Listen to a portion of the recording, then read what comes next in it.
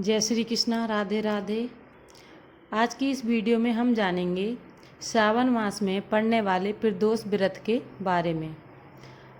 देखिए, प्रदोष का जो व्रत है वह बहुत ही विशेष होता है, तो आप भी इस व्रत को ज़रूर करें। और अधिक विशेष जब होता है जब ये श्रावण मास में हो तो अति उत्तम हो जाता है। तो आइए वीडियो में जानते हैं कि आज कुछ विशेष चीज़ें प्रदोष व्रत से जो जुड़ी हुई हैं वो आपको जानकारी मिलेगी। प्रदोष काल में महादेव की विधि विधान से पूजा की जाती है और पूजा के दौरान भोलेनाथ के मंत्रों का हम जाप करते हैं। आपको तरह तरह के उपाय भी कर सकते हैं, लेकिन विभिन्न तरह के आप उपाय करके आप भोलेनाथ को प्रसन्न कर सकते हैं, क्योंकि श्रावण महीने में भोलेनाथ बहुत ही प्रसन्न मुद्रा में होते हैं। शास्त्र कहते हैं कि जब भी महादेव की पूजा करने का असली समय हो, उस समय हम भोलेनाथ से अगर कुछ मांगते हैं तो भोलेनाथ हमें कभी भी निराश नहीं करते हैं। भोलेनाथ को देवों का देव महादेव और महादानी भी कहा गया है। भक्तों को यहाँ तक कि ये राक्षस को भी वरदान दे डालते थे। ये इतने भोलेनाथ हैं, ये हमारे महादेव इतने भोले हैं कि इन्होंने राक्षसों को भी वरदान दे डाले थे, क्योंकि वो एक शुभ और सही समय पर पूजा करते थे। इतने वरदान जो कि रावण को भी इन्होंने अपना सोने का महल दान कर दिया था।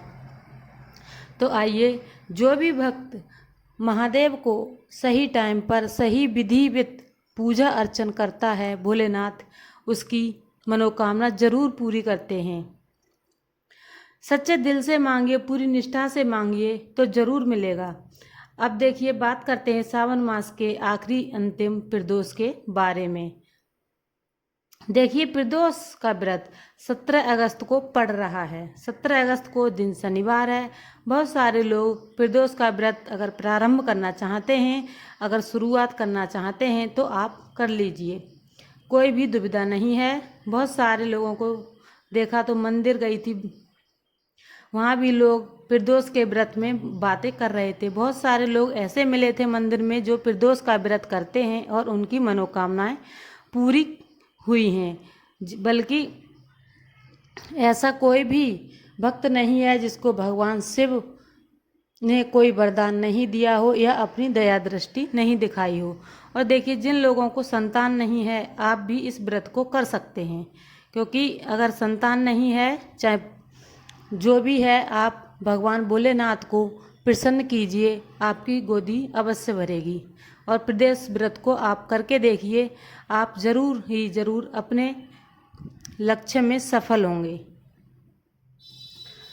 देखिए, सावन मास के प्रदोष व्रत से आप नया व्रत करना चाहें तो कर सकते हैं। इससे सुनहरा कोई भी मौका नहीं है।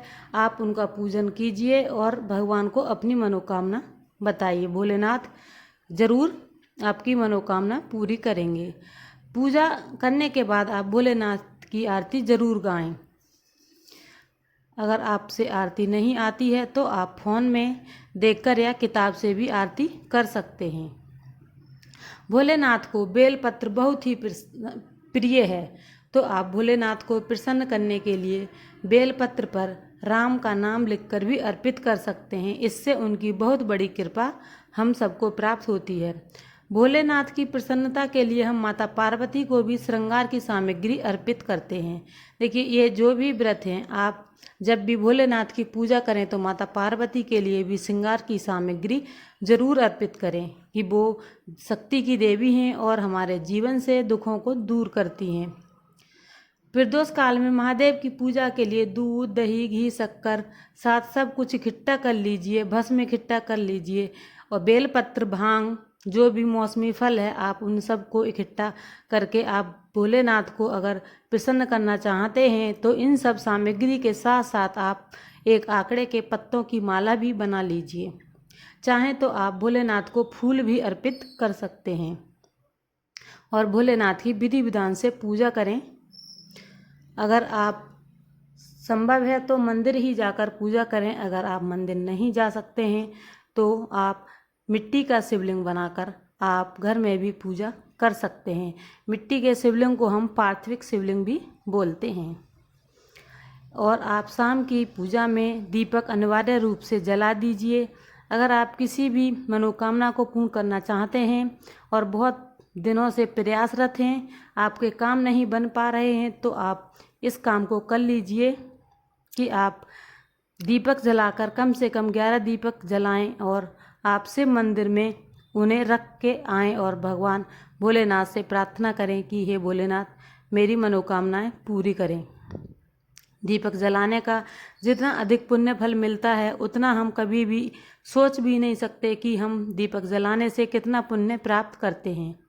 अगर आपकी भी कोई मनोकामना है तो आप प्रदोष के दिन विधिवत भोलेनाथ की पूजा कीजिए, आपकी भी मनोकामनाएं अवश्य पूरी होंगी। आप हर सोमवार को भी भगवान भोलेनाथ के मंदिर जाकर पूजा अर्चना करके भी भोलेनाथ को प्रसन्न कर सकते हैं। आप अपने घर से जब भी जाएं तो भोलेनाथ की पूजन सामग्री वगैरह सब इकट्ठी करके लेके जाएं और जब भी मंदिर से लौट के आएँ तो कभी भी खाली हाथ लौट के नहीं आएँ। साथ ही साथ आपको अपने हाथ में घर से गिनकर 108 की संख्या में चावल ले जाएं। अपने हाथ की हथेली में इसे रखें और इसको रखते हुए आप कोशिश करें कि आप लगभग जितना हो सके उतनी देर भगवान भोलेनाथ का श्री शिवाय नमस्तुभ्यम ओम नमः शिवाय का जाप करके आप इसे भगवान भोलेनाथ को अर्पित करें। इससे आपको रोग मुक्ति, कर्ज मुक्ति, घर में किसी भी प्रकार का कष्ट है सभी प्रकार की कष्टों को भोलेनाथ दूर करते हैं। लेकिन आप ध्यान रखिए कि आप जो चावल चढ़ाने जा रहे हैं वो चावल खंडित नहीं होने चाहिए, वो चावल पूरे अच्छे ही होने चाहिए, टूटे फूटे नहीं होने चाहिए। देखिए इन चावलों को चढ़ाने से भोलेनाथ इतने प्रसन्न होते हैं कि आप जो भी मांगेंगे वो सारी मनोकामनाएं अवश्य पूरी होंगी। भोलेनाथ शनि के जो भी दोष हमारी राशि में होते हैं उन सभी को आसानी से दूर कर देते हैं। अगर आप भी शनि की पीड़ा है, बहुत तकलीफ में रहते हैं, तो आप बस कुछ मत कीजिए, भोलेनाथ की पूजा करना शुरू कीजिए। शनि देव शुभ फल देने लगते हैं। चाहे आप पर कुछ भी हो, 7.5 हो, ढैया हो, जो भी हो, लेकिन भोलेनाथ को पूजना शुरू कीजिए। शनि की 7.5 ढैया अपने आप ही सही हो जाएगी और शनि का जो आप पर प्रकोप है वो खुद ब खुद सही हो जाएगा। देखिए पीपल के वृक्ष के नीचे भी आप दिया जला सकते हैं। पीपल के वृक्ष के नीचे का दिया बहुत ही चमत्कारिक होता है। प्रदोष के दिन ये कार्य अवश्य करें। जय श्री कृष्णा, राधे राधे। वीडियो को लाइक शेयर अवश्य करें।